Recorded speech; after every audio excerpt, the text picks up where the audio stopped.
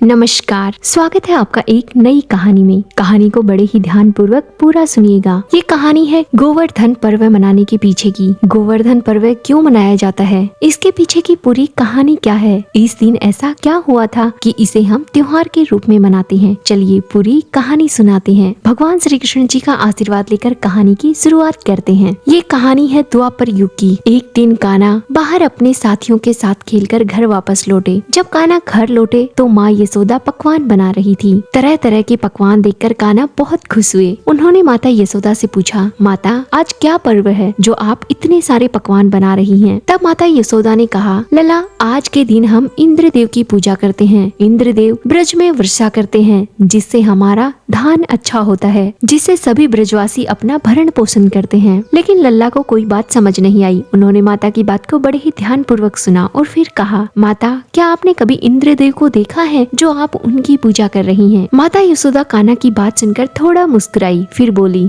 नहीं लल्ला, देखा तो नहीं है, लेकिन ये परंपरा बरसों से चली आ रही है। आज के दिन सभी ब्रजवासी अपने अपने घरों में पकवान बनाते हैं और फिर भगवान इंद्र की पूजा करते हैं, जिससे भगवान इंद्र प्रसन्न होते हैं और वर्षा करते हैं। कान्हा ने कहा, माँ इस बार आप मेरी बात मानो। मैं आपको एक ऐसे भगवान की पूजा करने के लिए कहूँगा जो आपके सामने भी आएंगे और आपसे भोग मांग कर भी खाएंगे। वहीं पर नंद बाबा बाहर बैठे बैठे कान्हा की बातें सुन रहे थे। नंद बाबा अंदर आते हैं और कहते हैं, लेकिन कान्हा ऐसे कैसे हो सकता है? सभी गांव वाले इंद्रदेव की पूजा करते हैं, उन्हें मनाना थोड़ा मुश्किल होगा। फिर कान्हा, नंद बाबा और माँ यशोदा गांव वालों के पास जाते हैं। कान्हा कहता है, इस बार सभी गांव वाले मेरी बात मानकर गोवर्धन पर्वत की पूजा करें। गोवर्धन पर्वत आपसे भोजन भी मांगेंगे, आपकी बात भी सुनेंगे और आपको दर्शन भी देंगे। गोवर्धन पर्वत आपकी हमेशा रक्षा करते हैं, फिर आप उनकी पूजा क्यों नहीं करते? गांव वालों को पहले तो कान्हा की बात थोड़ी अजीब लगी, फिर सभी ने बात मान ली। सब लोग कान्हा के साथ साथ गोवर्धन पर्वत के पास चले गए। कान्हा ने गोवर्धन पर्वत को प्रकट होने के लिए कहा। गोवर्धन देवता प्रकट हुए और सभी गांव वालों को नमस्कार किया। गांव वालों ने भी गोवर्धन देवता को भोग चढ़ाया। भोग लेने के बाद में गोवर्धन पर्वत ने कान्हा का आभार प्रकट किया और कहा, हे कान्हा, आपने मुझे इतना उच्च स्थान दिया है, मैं आपका हमेशा आभारी रहूंगा। इतना कहकर गोवर्धन पर्वत देवता वहाँ से अंतर्ध्यान हो गए। जब ये बात इंद्रदेव को पता लगी कि गांव वालों ने उनकी पूजा ना करके गोवर्धन पर्वत की पूजा की है, इंद्रदेव नाराज हो गए। उन्होंने ब्रज में इतनी भयंकर बारिश की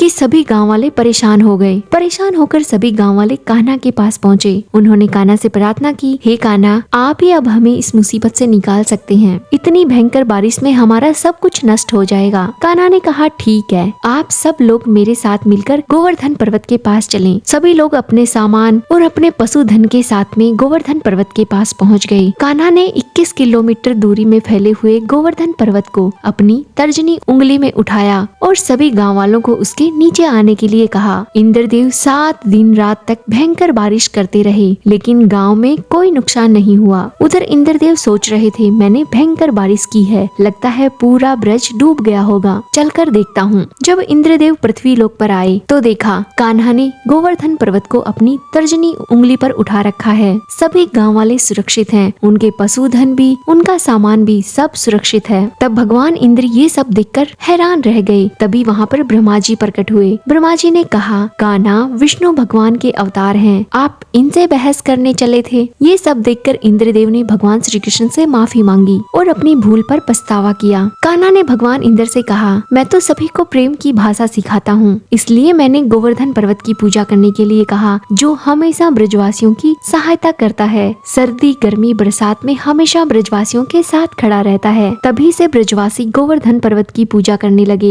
गोवर्धन का पर्व कार्तिक मास के शुक्ल पक्ष की एकम को मनाया जाता है। इस दिन से विक्रम संवत की भी शुरुआत होती है। इस दिन प्रातः उठकर स्नान करें, पूजन सामग्री के स्थान पर बैठ जाएं, अपने कुल देव और कुल देवी का ध्यान करें। गाय के गोबर से गोवर्धन पर्वत पूरी श्रद्धा भाव से बनाएं। इसे लेटे हुए पुरुष की आकृति में बनाएं। गोवर्धन पर्वत का आकार बनाकर उन्हें फूल, पत्ती, टहनियों एवं गाय की आकृतियों से सजाएं। जहाँ पर आपने गोवर्धन पर्वत बनाया है, उनके बीच में भगवान श्री कृष्ण जी की मूर्ति रख दें। नाभि के स्थान पर एक कटोरी जितना गड्ढा बना लें, जिसमें आप मिट्टी का दीपक रखकर जलाएं। दूध, दही घी, गंगा जल, मधु और मिठाई रखकर पूजा करें। बचे हुए सामान को प्रसाद के रूप में बांट दें। इस दिन गाय पूजा करना भी शुभ माना जाता है। गाय को नहलाएं, श्रृंगार कराएं और गाय को गुड़ खिलाएं। गोवर्धन पर्व को अन्नकूट महोत्सव के रूप में भी मनाया जाता है। कहानी अधूरी रही हो तो पूरा कीजिएगा, पूरी हुई हो तो मान कीजिएगा। ऐसी ही प्यारी प्यारी कहानियाँ सुनने के लिए हमारे चैनल को जरूर सब्सक्राइब कीजिएगा। धन्यवाद।